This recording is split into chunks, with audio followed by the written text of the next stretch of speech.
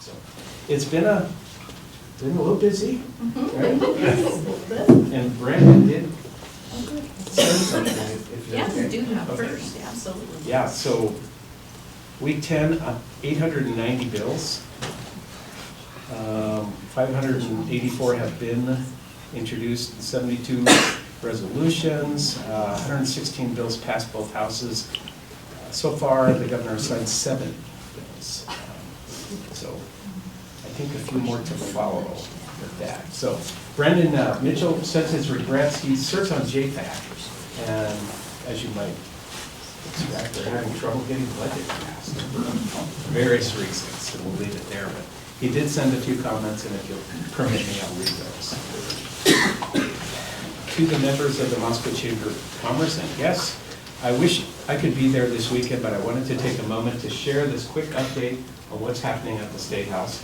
Unfortunately, my legislative schedule will not allow a trip home this weekend. It's been a busy session, especially for the Joint Finance and Appropriations Committee. So many bills have funding attached, we have to wait until the end of the session to finalize budgets. Idaho is committed to running on a balanced budget, which means we have to make sure every dollar is accounted for. Right now, some budgets are struggling to pass the House, which is making things more challenging. On a positive note, one of the bills I worked on this session, House Bill 278, was signed into law on Thursday the 20th. I worked with county clerks to align election days and deadlines, making the process smoother for both candidates and voters. The bill sets uniform start date for early voting before it could start almost immediately after the election. It also ensures that candidates who make it through the primary remain on the general election ballot unless there's a serious reason, like death or incarceration, preventing them from running. This helps prevent situations where placeholders are used on ballots like we saw in past elections. Another elections-related bill is heading to the Senate Monday. This one was developed with the Secretary of State's office to help keep voter rolls clean and accurate. It makes sure that people who have passed away or are incarcerated or have moved out of state are removed from the rolls. It's a common sense way to keep our elections fair and up to date. On a more exciting note, I want to highlight the America 250 celebration. As co-chair of Idaho's Planning Committee, I'm working on ways for our state to celebrate the 250th anniversary of our nation's founding. There are going to be events happening all over the state of Idaho, and I'd love for you to be part of it. Visit america250.idaho.gov to find ways to participate, leave suggestions, and even sign up to be an America 250 ambassador. We're pushing hard to get these budgets wrapped up so we can sine die and close out the session. In the meantime, I appreciate everything you do to keep our community and local businesses strong. Please feel free to reach out anytime. Brandon Mitchell. So, with that, we are pleased to have our faithful legislator joining us today, Representative McCann. So, welcome, Lori. Thank you so much.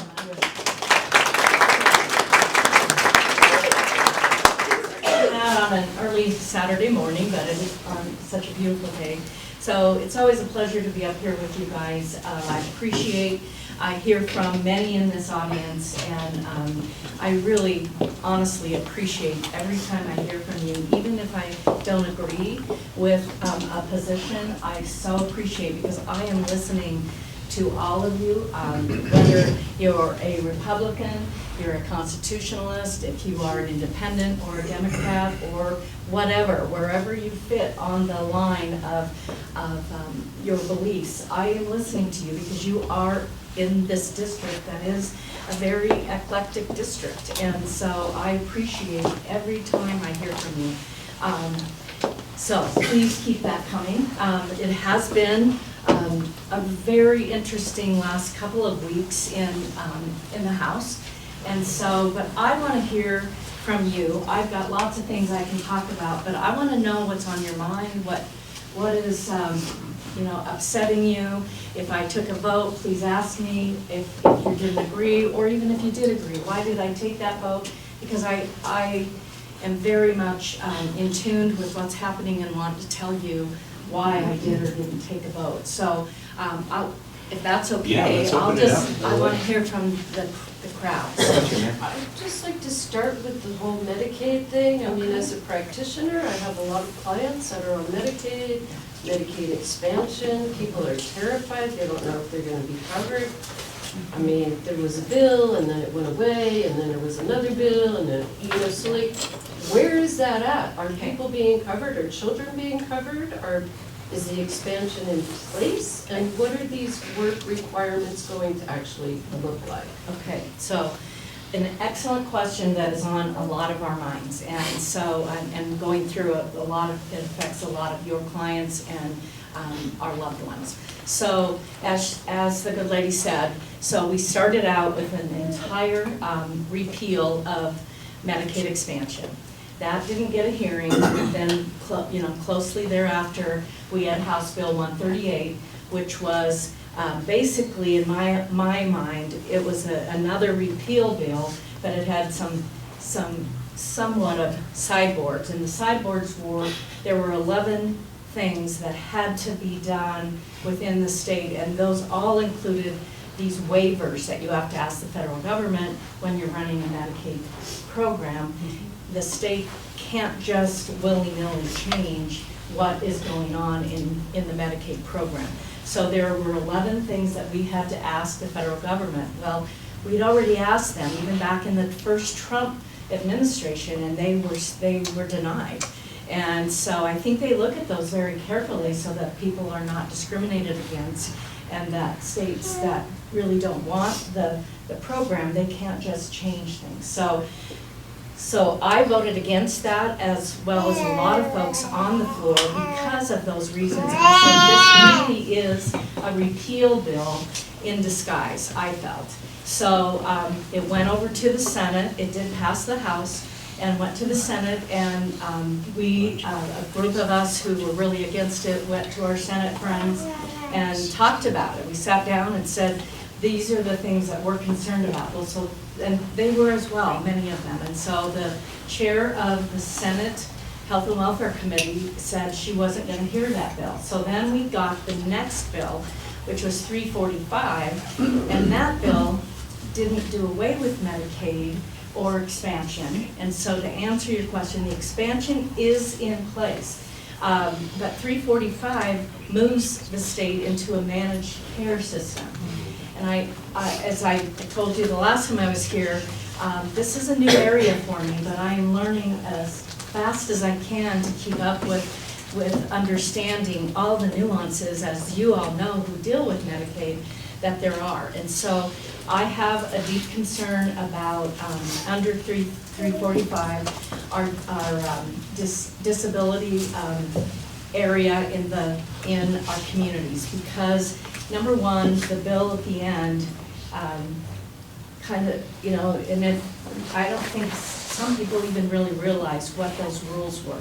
But all the rules that were deleted at the end of that bill were dealing with home and community health services, the disabled folks. And so I don't know if anybody you know Hannah Lidke. She's a county commissioner, also runs Opportunities Unlimited in Lewiston, and so she called me and was coming to Boise, so we sat down and we discussed where she saw all these flaws in the bill. So I went to the chairman and was told we could not RS anything, it was too late. And I what's RS? Oh, sorry, thank you. RS is a route slip that you go and you get a new bill drafted. Because I wanted to put those rules back in until they have something in place. So there's been some discussion on whether that bill has taken effect immediately upon signature. Does it not take effect till July 1? Because if it takes effect immediately, then there are no rules by which you are bound by or following. So that is right now in the works, and I'm working on it with health and welfare folks and the governor's office to say, where are we? What do we need to do? But I have legislation. Hannah and I went to the Legislative Services office, and they drafted us a bill to add back in those rules. I was told by the Health and Welfare Department their plan is they have temporary rules ready to go and ready to take effect on May 1, thinking that July 1 was the date. So there's some confusion, and I don't know if that answers all of your questions, but I do too have some concerns about whether managed care is going to really save the state the money that they are hoping it's going to save, because it's going to cost us whatever the agreement is going to be. People will be submitting RFPs and bids and so forth to have that state contract, and that's going to be worth a lot of money to whatever organization takes that on. So there's going to be that same committee that was in place, is still in place, and they are to work with the health and welfare agencies and the different organizations such as Magellan or whatever. And I know, and it's been there for, I believe, behavioral health, and I know it had a real bad rocky start for those of you who are in that industry, and I've been told that it's kind of smoothed out. Now that might be something else, but maybe if there's not specific other questions, those of you who are in that field, we can talk afterwards, and you can help me understand where you see the flaws in that I can take forward. So, does that answer it? Sure. Okay. Thank you. All right. Thank you. Yes. I do have a question, I'm sorry. I'm Okay, trying please. to follow what you're saying. Okay. Are we talking about disabled, like families care? So like you have a family, certified family home, and Yes. their care is going away? No, it's not going Okay. away. It's not going away. It is just, we are not sure the rules that were in place that those agencies and like OUI, Opportunities Unlimited, followed. And so there was a concern, if there are no rules, what's going to happen? So, and you know that the amount that goes out to pay those providers is not equal or close to what it would be in the business world. Yes, So, in fact, my brother has quadriplegia after an Okay. accident almost 12 years ago. My parents currently have the certified family home in Glen Terry, Idaho. And it's been a big concern for them because I'm on their technical staff as a nurse. I can go sub my mom and take care of my brother. The issue is that in the first place, the amount that is subsidied for that purpose for the care of my brother, it doesn't even cover his expenses. We're constantly putting money out for his care.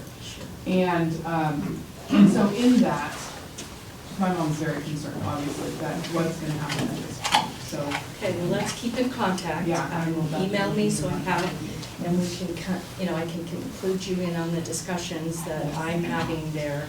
And we are trying to wrap up, but I just said, we're gonna get this bill at least in play to kind of say, these are problems that we're hearing about. So we are working on it. Thank you. In the back. So Medicaid Advantage is now privatized, is that it? They're trying to privatize Medicaid like they will Medicaid? Not so much privatized, but there'll be a third party administering and sending out all the checks to the providers instead of the Department of Health and Welfare. So, I don't know what the percentage will be of the total amount, but I'm sure it'll be a good chunk of money that'll go to that third party. And that was my question is, can you tell me how much you think the state will actually save? But that's kind of an unknown almost. And other states that have gone to managed care, there are, I guess you would say the jury's out on whether it's really been a good plan. And she did ask about the work requirement. And so right now with the work requirement, remember in a Medicaid expansion that we all voted in, or maybe not all, but got voted in by the state of Idaho back in 2018, that was for the working poor.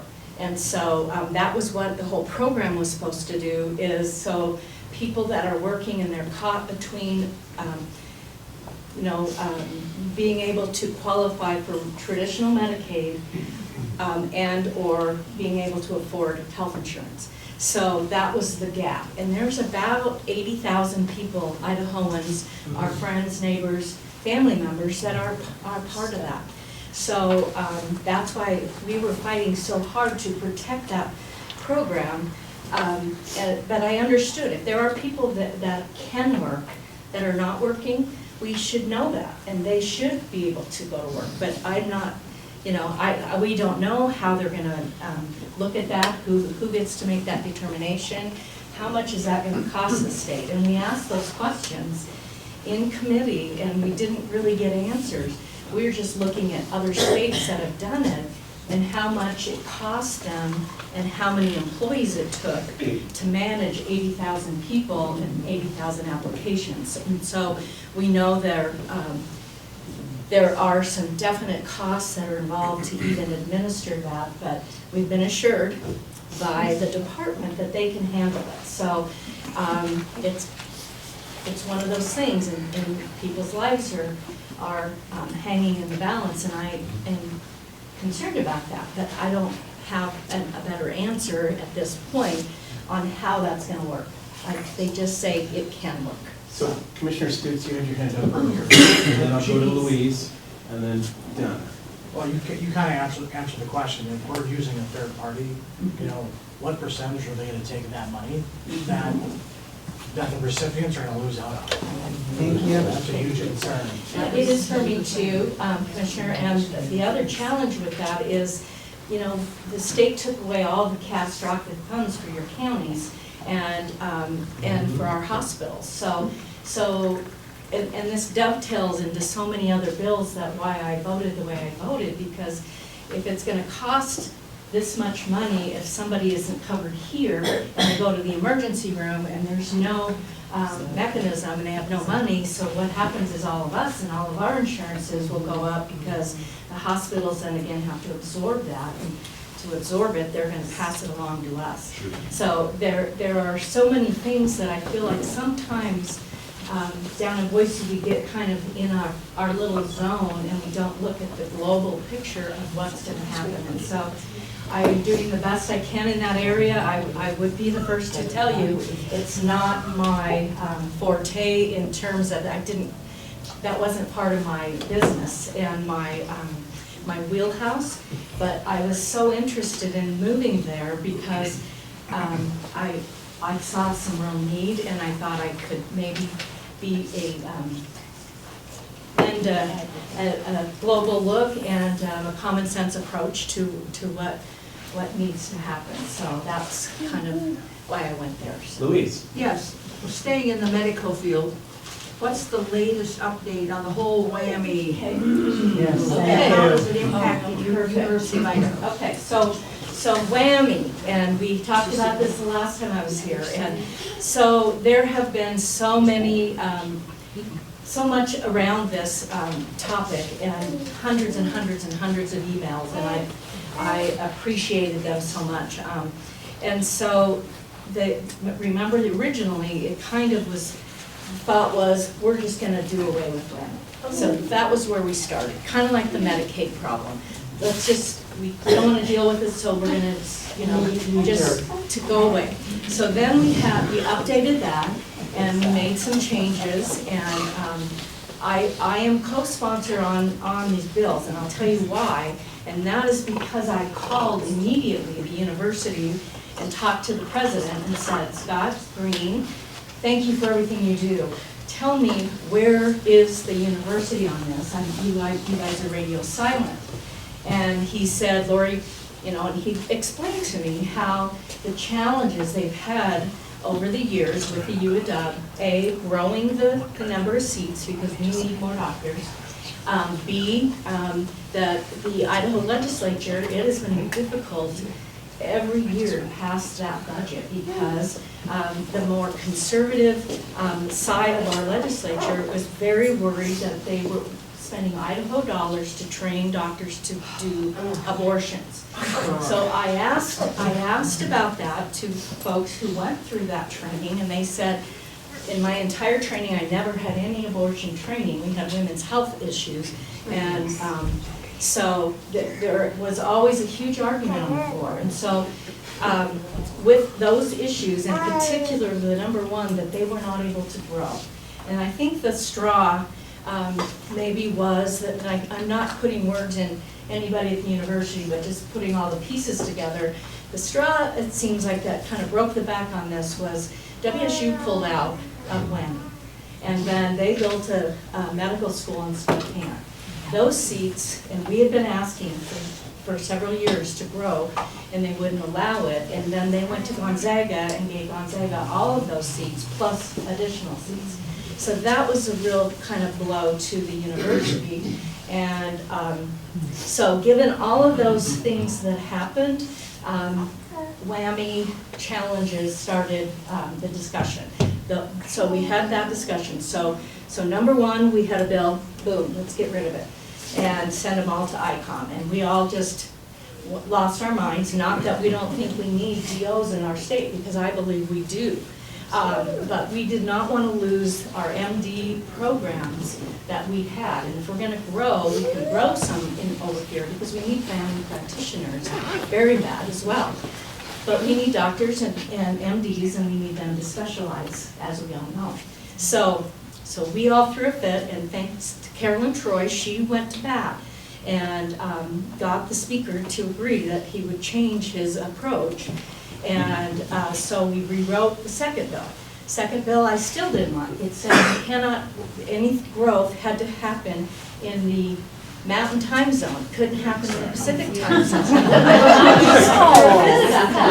That is not right. What if we get it, what if WSU school blossoms and it becomes a top-notch school? We should be able to have that opportunity to send our kids also up to Spokane if there's not going to be something within the state. So that's another change, that they got rid of that. And so then when we passed it off the House floor, it did allow that WAMI stayed in place, or it's not going to be called WAMI anymore, because Idaho is gone. You know, we aren't going to be, it's just not going to be WAMI. It's medical program and medical teachings, and maybe for a while they'll keep that name, but I don't know what'll happen there. But those seats are going to stay at the University of Washington, and we have 10 seats at the University of Utah, and University of Utah has agreed through a MOU, Memorandum of Understanding, that they will allow Idaho's program to grow there. So we feel that that is a good thing. And where it stands right now, the Senate made some more changes. And so those changes say that those seats can remain at the U of W, and we can grow seats. So that's basically, you know, what it's doing right now. So we're gonna still have some seats within WAMI, Yes. but we're not gonna ever grow that through UW. And We we're could sort grow of- it to and sort of UW, using University of Utah. Okay. But we could possibly grow if the U of W would allow it. Okay. But they say they just are having trouble with residencies in Idaho. So that was one of their There's a challenges. surprise. There's a surprise. I know, so we're working on that, and so that we know They should that come this is a real complex issue, and because it Point goes of into. clarification, Yes, sir. we had, or trying to get 40 seats in WAMI, correct? We have 40 seats in WAMI And we're right gonna now. reduce those by 10 to 30? That's possible that it could reduce. However, the new bill with the Senate says it doesn't have to reduce. Can add 10 to Utah. They can add 10 to Utah, And retain the other 10? and we can So we retain, could get up to 50. yes. And so we need more. We need, Yes, I don't remember, I think they said we are short like 850. Oh, we're such a We are very much a medical desert, Well, so. they have to allow so- women's health care. Yeah, they don't want to practice So, here. okay, so let me just jump on that, thank you. We can, because it all ties together. And so, Representative McCann, what was the question? oh, she said, what about women's health? Okay. So, so in women's health, we introduced, a group of us got together, and Mark Sauter out of Sandpoint is our point person. And, but we're all with him, and we have a bill that was written by, all of us had our little hand in it, plus mainly the doctors down in Boise, who realize and understand that they're not going to be able to grow their clinics, their women's health areas because of the fear in our laws, right? So, so this bill talks about women's health, talks about the anomalies that could happen during pregnancy. We are staying away. We are not talking about that it's an abortion, because the majority of the Republicans, well, I'd say probably more than the majority, but Idaho recognizes we are a conservative state, and that, and I'm a proud pro-life mother, but I do realize there needs to be, in my opinion, these exceptions that happen.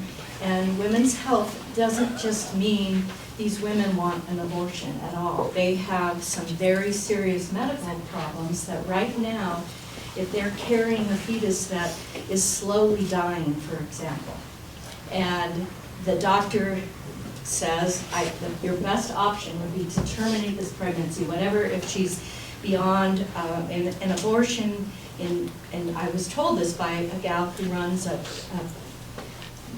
pregnancy center. She's like, think about this, they're not going in for the traditional abortion that we all think about. These women need to have this fetus removed so that it doesn't cause them to go septic and get to the point where they lose their reproductive organs because of an infection. So, but to write the law so that it shows, I mean, that it talks specifically about that, so the doctors are more comfortable, because right now they're afraid of losing their license if they even induce the woman to just to go through a delivery of this fetus. They're afraid to be able to do that, so they're sending them to Utah and other places. So, Commissioner, you had a question about that? Yeah, so what's the percentage of the numbers of cases that are like that? And I don't have all those numbers are low, but in my opinion, okay. So he knew the answer, but it is a very small number of the pregnancies. However, when it happens, and if it happens to your family, it doesn't matter if it's 0.6 or 0.06, because I just think that we have to find an Idaho answer that doesn't say we're going to allow abortion, but we do have to also be cognizant that there is a big push to bring an initiative to the people to allow out, abortion out. Well, in addition to what it does to women and their loved ones, it's the lack of physicians within, or who are willing to even come here. And that's what we have to fight against. But I understand, I'm with you. Even though it is a very small percentage, in the larger cities it's happening, maybe more so than in our small, but I've been asked so many times, would you want your daughter to be pregnant in Idaho? And it's just like, absolutely no. Some say no. I mean, I'm just like, well, it makes me nervous. So we're trying to find an Idaho answer, not that it says we're anything but pro-life. Yeah. Donna? Okay. Oh, We sorry. gotta look, Donna. I just have You've a been very quick question. And then I'd Marty love will for lead. you to help articulate, I think, what I'm hearing from my friends, family, clients, relatives in and out of state, is there seems to be a deafening of the ears of our legislator to the majority of what people want in Idaho. Medicaid expansion is a good example, or call in about school vouchers.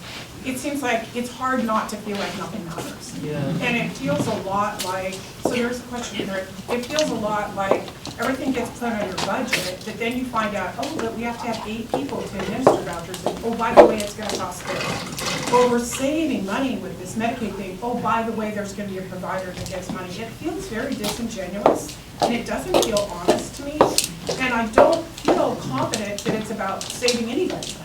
And I'm not understanding what the motivation is.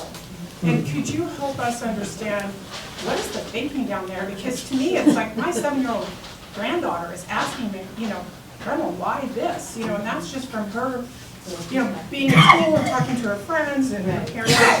So could you, I mean, I don't understand. I mean, it's hard to not, completely not her. I will try. And what is this deal with it's all about money, but then in the end, it's like, we're holding everybody to the budget here, but then it's like if they want something, it seems like, oh, but now that's gonna cost an extra XYZ amount, and it's, that's not acceptable. Okay, so let's take Medicaid because there's so many silos that are happen down there. But on the Medicaid front, that is all about trying to save the state some money because the budget has exploded. And we all see that, and I think that's one thing in the legislature that everybody can sit down and agree that we need to look at how do we manage this budget. Again, I get concerned that sometimes we want to take a chainsaw instead of a pocket knife and start whittling away because when we take a chainsaw, sometimes there's these unintended consequences. But I understand that the premise is to try to rein in the budget. And so that is, they felt managed care would save them money, and the proof will be in the pudding at what happens. So then the next question is basically saying, but if we're trying to save money here, why are we growing it here? And that's a good question, but if you're talking about House Bill 93, we can morph into that. Because House Bill 93 was the bill that passed for tax credits for parents to be able to pay for private school. And we know that there's opinions on both sides of that, but I will say my frustration right now is the fact that we were told on the House floor, because we asked specifically, how is the State Tax Commission going to be able to manage this with one person? Well, there was an empty position in the State Tax Commission, so they thought, well, we can fill that position because it's already been budgeted for, and that would give them 2, and that would be all sorts plenty. Then the fiscal note changed when it went over to the Senate, and the Senate side questioned it, and they, I believe, added another position.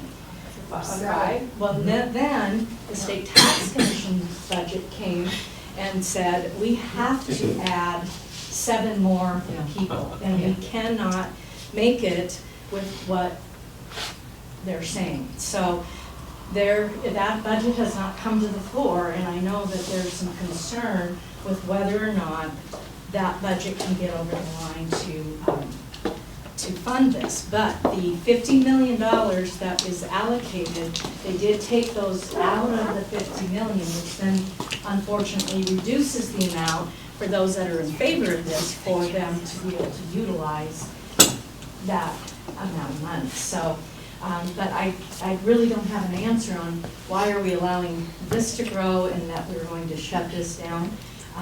That is a common argument, I would say, on the House floor. And so, Marty? Yeah, regarding budget, I understand that, well, I've been watching it. There have been several that have come out of committee, and none of them have passed. Are there any you voted against, and why? Absolutely. Which silo? Okay, so I voted against only 2 budgets so far. And I didn't vote against them because I didn't feel my colleagues in JFAC had studied them. Because one was Representative Mitchell's bill that he was carrying for JFAC. And a group of us said, we are watching that leadership is not supporting these budgets. And these budgets are marked negative, some of them -4, -3 from the Freedom Foundation. I don't look at that, but a lot of legislators do. And when they're negative, you can watch the board and you can see who's going to vote or not vote. So a group of us said, we're tired of taking the hit. We're tired of us saying we're going to get these budgets passed because we need to get these budgets passed. And I do appreciate the hard work that they do in JFAC. And every time that a budget goes down, it's about another 5-6 days before you can get those budgets back. But I voted against the 2. One was a health and welfare budget, and the other one was a budget that had a whole lot of different agencies in it, but the only reason, and it wasn't because I felt that they were not being fiscally responsible, because I do really have a lot of faith in my JFAC colleagues, that they spend a ton of time, and they have been trying to cut budgets. But by golly, and I went to the speaker afterwards, and I said, Speaker, you see what happened. We are looking at what you're doing and what leadership is doing. And if you can't support these budgets, then why are you putting it on the backs of those of us who are supporting to get these budgets over? And I said, is it because you guys want a better score on your spending score? What's the reason? And no, I didn't like that budget. And I said, okay, that's fine, but why? But you guys are all going down on a lot of budgets, you would watch. And so the group of us that keep voting yes decided, by golly, no, we're gonna take a stand and say, we need to get together here in this house. And if we're gonna vote them down, I guess then we vote them down, but then let's talk about what is the reason we're voting these down. And that's why I voted against those two. But I have been voting for all the budgets. I don't think I voted against any other ones, Mike. And because I think that they are whittling away, they're trying to make those budgets smaller. But I'll be beat up because I do vote for the budgets, because I try to get those budgets passed, and that's just how it goes. But we have to pass budgets or we don't go home. So, so it's kind of a catch-21. So. Thank you, Lori. Over here. So Lori, again, thank you for all you do. I know it's not easy. But within the legislature, is there any discussion about the residual results? What happens, again, going to the Medicaid? There is an explosion, which is a sign of the times, that is not going to go away. There is a problem with healthcare, national, but also statewide. So is there any discussion if third-party management comes in, whatever, the needs are still there, whether they get cut, whatever happens? Do they talk about, well, what happens to these people who still need healthcare? What happens? Do they have a reality check conversation to say these aren't just numbers, these are human beings, these are lives that could be lost, or people end up on the street because they can't afford all the other expenses? Do they have that kind of a common conversation? I think they do. I think they do within their selves. If I'm not hearing it, that I know they are. But the challenge is when we look at the end result of where that budget is where can we cut in Medicaid that makes sense? And I want it to make sense. And sometimes, again, I feel like we have a chainsaw out and we should have a knife that kind of whittles here and whittles there. But this has been a discussion that's been ongoing since it started. The legislature, there are certain members that have not liked Medicaid expansion. And, just plain and simple, and they will tell you that they were against it. But I feel the people voted for it, and so we need to figure out how do we make it work for Idaho, because it can't go away, and you are right. But if there are people that are, or could be working, or could be volunteering at some of our nonprofits, should they not be, be required to do so? And I think there is where they're saying there's people on here that shouldn't maybe be on here. I don't know if that's true or not, but I think that's kind of where I think the thinking is if that could save the state money and these folks could get a job, then great. And I'm all for work. I've worked since I was old enough to, because I wanted to be able to take care of myself. And so I think work is good. But I also think we have to have a system and have some plan in place on how we look at that and how much will that cost, I don't know. But so again, there's a cost to manage 80,000 folks. So Sierra. Hi. Hi. I was wondering if you could talk a little bit about the Idaho Doge thing, and if state employees should be worried about their jobs. Oh, thank you. Okay.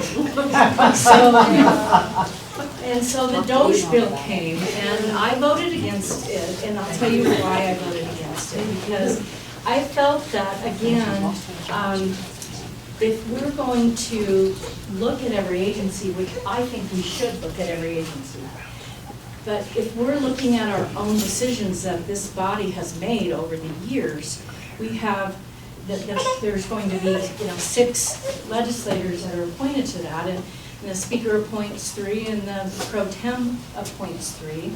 And many of those folks have been in the legislature a very long time, and many of them are the ones who made decisions to put it in place. So to me, and I said, I feel like this is somewhat like the fox minding the hen house or the chicken house, and that if there was a third party looking at it, maybe that would have made me feel more comfortable. But I thought, if we're just looking at our own decisions, I wasn't sure that was the best way to go about trying to cut those budgets. And I think we need to look, every agency should have to account for every dollar. I believe that strongly. And if there are agencies that have outlived their purpose, we need to remove them. But we need to look at that again with a whittling knife and not a chainsaw. And that's just, that was my opinion, and that bill I felt was just the wrong approach to do what we were doing. Even the federal government, like it or not, is a third party. That's not the people who voted all those things in. And so I was like, okay. And I did say Idaho has been Doge before Doge was cool. Well, you're making an assumption there. I mean, the governor has passed us. Well, I'm just, it's just, I was country before country was cool. But I really feel that we do need to take a look at those agencies, but I didn't think that was the right way to go. That's why I voted against it. So we have about 10 minutes left, so, And I Sarah? have additional time, so Okay, all right. don't worry about it. Sarah and then Heather. Okay. So, first of all, Ms. McCann, I would love to thank you, because you are a legislator who listens to their constituents. And I so appreciate that, because Latah County, or whatever district we're in, which is not just Latah County anymore, dang it, is very diverse, and I appreciate your hearing us. I am dismayed by the number of legislators who do not listen to their constituents, and I think that's incredibly sad for our state. Because, anyway, one of the questions I have is the best way to get a hold of legislators to be heard, because I will tell you that I have reached out to legislators in numerous ways, and I don't get any answer. And it's really frustrating to know whether or not I'm being heard, or whether I count. Yeah. And sometimes I agree with them. But some legislators love email, some hate email. But we all have phones in our offices, and that's not the best way to get a hold of me, because I'm not in there very often. So, and then when I go in there, I'm like, oh my gosh, I have 60 messages on here. And I try to go through them, and some are, just, that was terrible, you're awful, okay, sorry. And I just, so you get them all, but I try, but it takes a lot of time to do that. For me, email's the best way to get a hold of me, and unless it's by text. And some legislators have their cell phones on their cards. I'm happy to give it to anyone in this room, because then a text, I see those instantly. So that for me, but every legislator is different, and I don't know if just sending a personal note, and because it goes right to their box, to say, I really want to get a hold of you, what is the best way, please text me at, or something like that, I would suggest. Because they all get their mail every day that comes into our boxes. And personal notes seem to be something that people pay attention to. Okay, thank you very much. So you can try that. Heather? Okay, I'm gonna go back to the DOJAC, but I'm gonna do a federal DOJAC. Because what I'm concerned about, and as legislators, we have a huge amount of federal workers in Idaho, large amount, and many of those are going to be without a job. And I would like to know what the legislature plans on doing with all these people who are unemployed. Some of them might even have to go on Medicaid. Oh my goodness. All these things, that all these decisions are being made, what are we gonna do with all those federal workers? You know, it's a really difficult for me to even be able to answer that. I reached out to Crepo's, Rish's offices, and talked to their staff, and they basically are saying, Lori, we don't know much more than you know, and we're getting this in real time every day, just like you all are. And so they feel very uncomfortable, and I heard from a gentleman that got a letter, and I don't know if he's in this room, and if you are, please come up to me because I've lost your phone number. But it was something about student loans, and I don't know if anyone else has had challenges, but this gentleman had gone through all of the training, got a high, a lot of money because he's in the medical field, not the medical field, and has big loans to pay, and had a steady amount, was paying every month, and then got a letter and said, you're going from $200 and something to $2,200 a month. And he's like, I can't do that. So I reached out, they said, we haven't even heard about that one. And then I looked it up online and saw that President Trump did sign an executive order that dealt with some of the student loans, but I also was told there's a lot of scamming going on right now because of all this, that it could have just been a scam to try to get some money out of this guy. So be careful when you do get something, make sure you check and double check and call, and I can try to help, but it is, and I'm hoping maybe LaRocco and Stones can help answer some of this, I don't know. But they were there, and this is kind of a new thing, I think, that we haven't had to deal with before. So, sorry, I don't really have a good answer. So Idaho Commission for Libraries got a $2.3 million grant for digital access for all Idahoans. And for the libraries in our state to receive it, it has to be authorized by JFAC. And so there was an initial people who philosophically don't believe we should be taking money from the federal government. They decided not to accept it. Then they took another vote, and they've moved forward with half of the amount. And I'm just very puzzled about that. This meant for our county, 40 new computers that were going to be distributed among our 7 branches, and a year and a half of more than half-time salary for one of our workers to be able to do training. And so I'm just puzzled about the rationale behind it. Right. I would imagine that they brought a second motion because they felt they couldn't get the first motion across. But did it die in JFAC or in the Senate? It's gone forward. So I don't it's know in the Senate now. for half of the amount, and the other half will just be left on the table. And it's a 5-year grant. Yeah. Fully funded the first year. Second year, they wouldn't fully fund it, and they only funded it by half. That, I would say that could be a Brandon Mitchell question. So I see his campaign manager writing furiously, so hopefully Brandon's on JFAC, and I would contact him about that and ask him, what happened, and then where maybe it's at, because it must be on the Senate. I don't recall voting on that budget, and I would have wanted to get up and ask why they did that, so. Louise, you were Yes. patient. I'd and then- like to switch gears. Okay. What's his name is sitting here right in Sure. front of me. What's his name? What are we doing about funding for K-12 education? I mean, I hear this, and then I hear this, and then yes, we are, and no, we aren't. So what is the current status of how much and how we're going to fund K-12 education?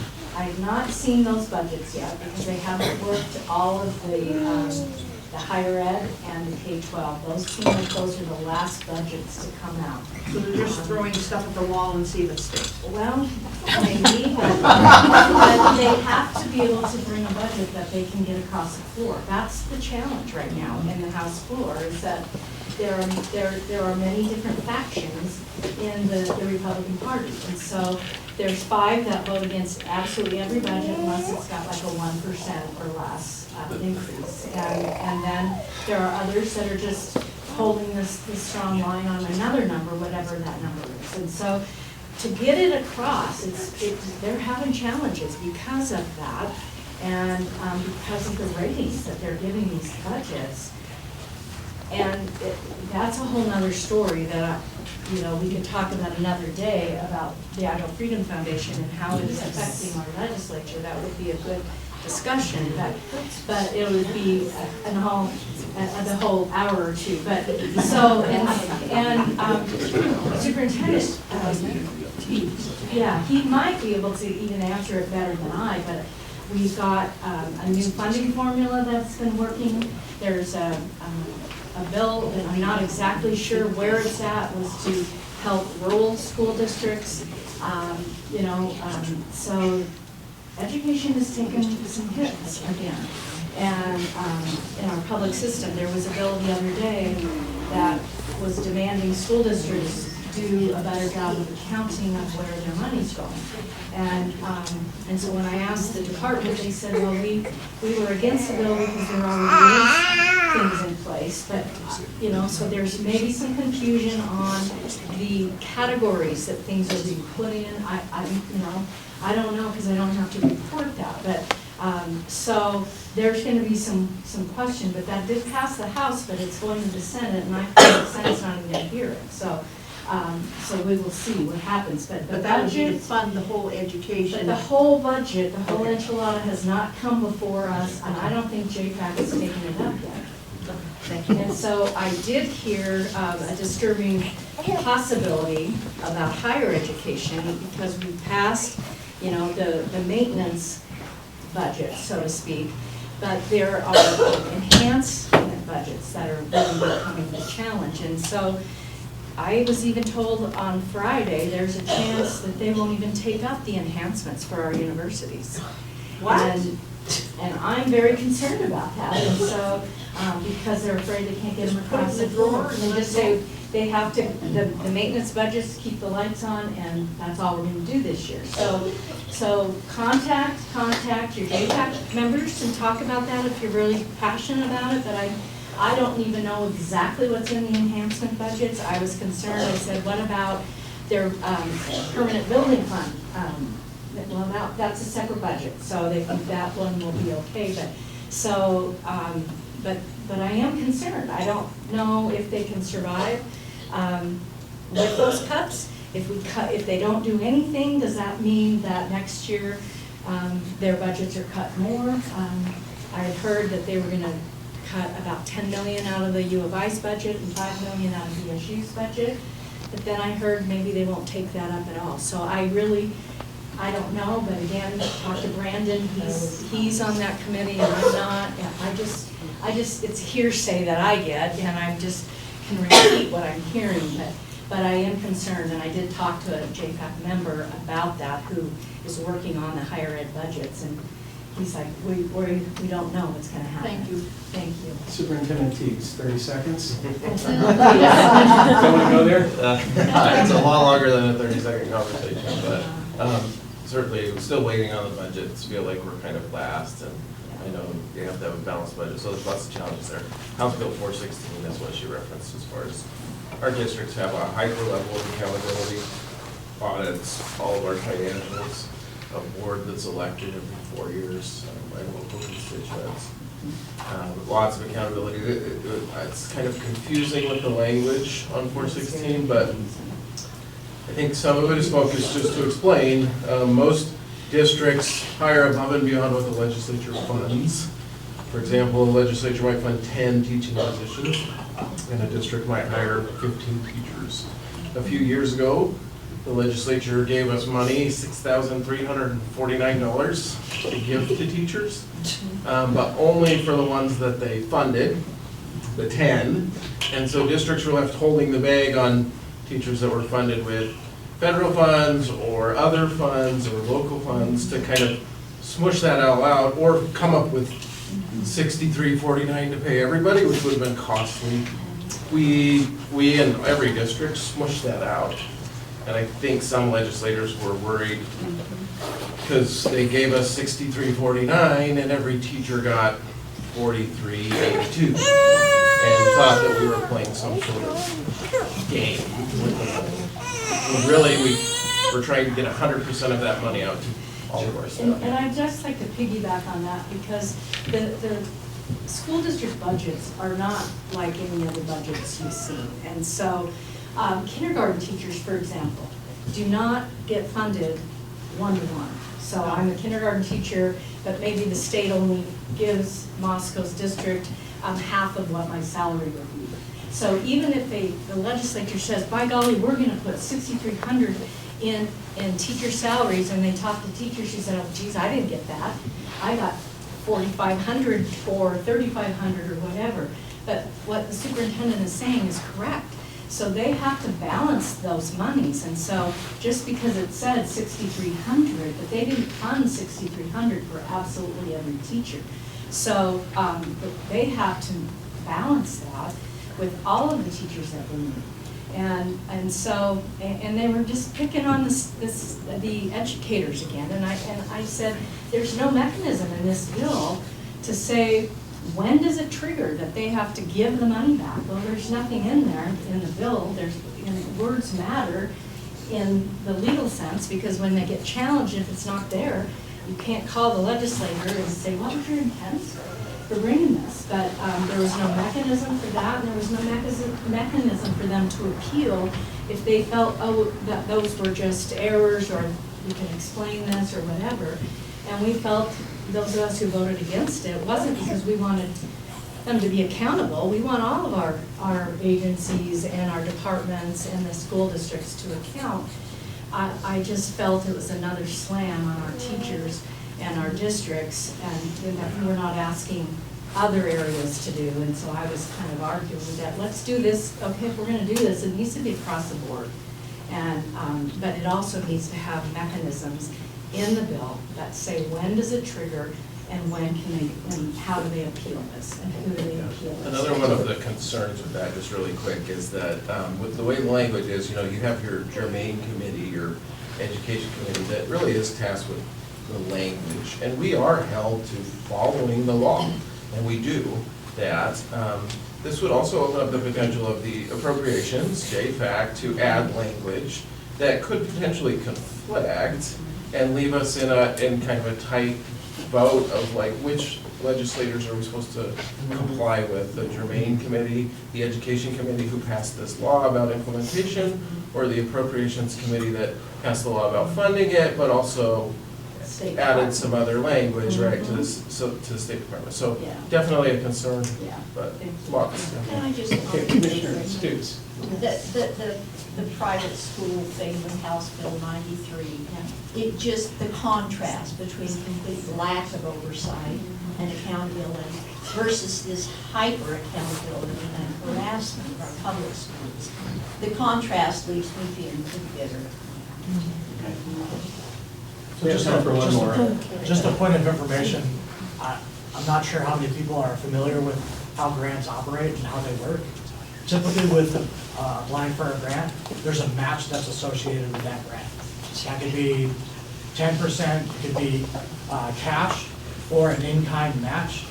So what you're seeing from the state level is the state has to provide that match in order for us to receive that grant funding. If you could provide me the information, that'd be great on those grants, and if there's a match or not. I appreciate it. I'm just, it's a point of clarification. That's a requirement. So typically there may be a match, and it's an in-kind match, which has to do with infrastructure or salaries, something can be used for it.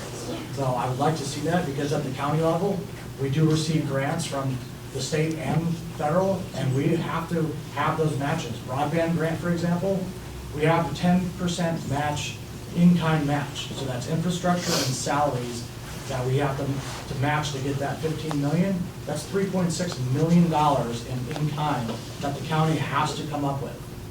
So this is just a little point of information and understanding how grants work. I just want to say one really quick thing.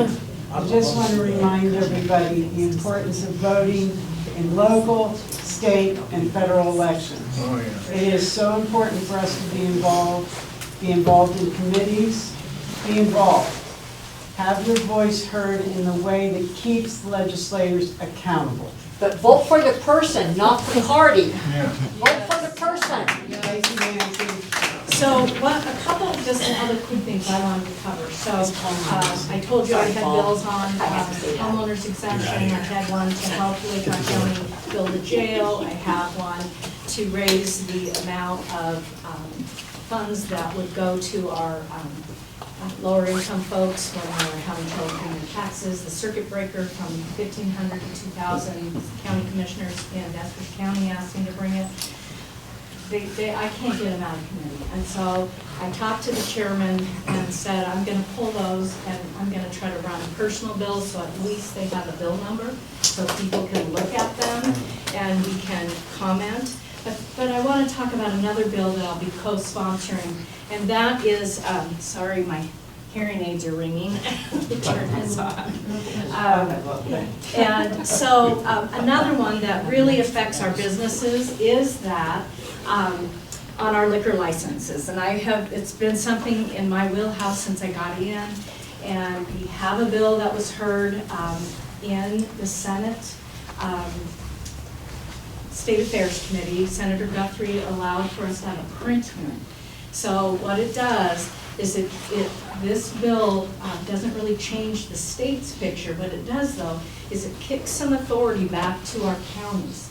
And either city government or county government, I'm not exactly sure, but it would be going to the local people to decide, okay, we need to maybe up the amount of liquor licenses we allow in Moscow. I don't know if that's a problem up here. It's a huge problem in Lewiston. We've had one in the last 40 years. So we are not growing. We cannot get licenses, and we can't bring restaurants. We can't, it's a real problem economically for our economic development in our valley. And it's been a challenge all across the state. So just to give you an update with that, it is not going to go anywhere this session. We're going to work diligently on it over the summer and until next session, and then hopefully we can bring it. It's not just a specific carve out for Lewiston or for Malad or whatever. And sometimes we get those carve outs and we're just saying no more carve outs. We need to stop kicking the can down the road and really deal with the problem that the state has with this quota system. It's a problem for areas like Lewiston that are not growing because it's all based on population. So those are just some things that are still out there that we're still working on and that will be worked on in the interim. So. Okay, I want to thank everyone for coming this morning. I want to thank Mr. Kimmel for always being willing to come and moderate these events.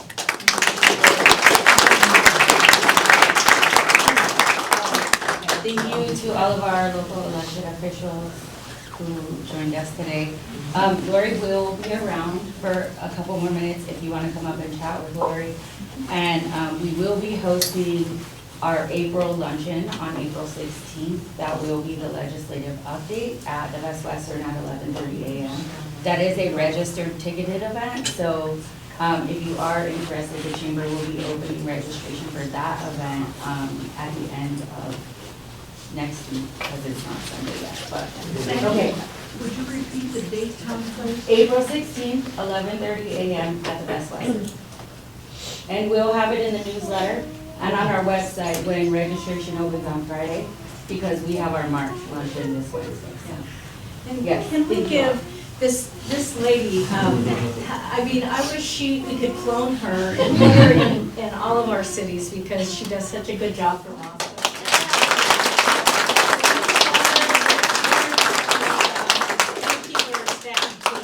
much for doing this. Sam, will you be inviting the State Board of Education to attend that same meeting during the town?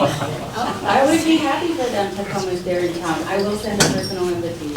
Okay, thank you. Oh, Bill? Laura, why don't you just take a minute?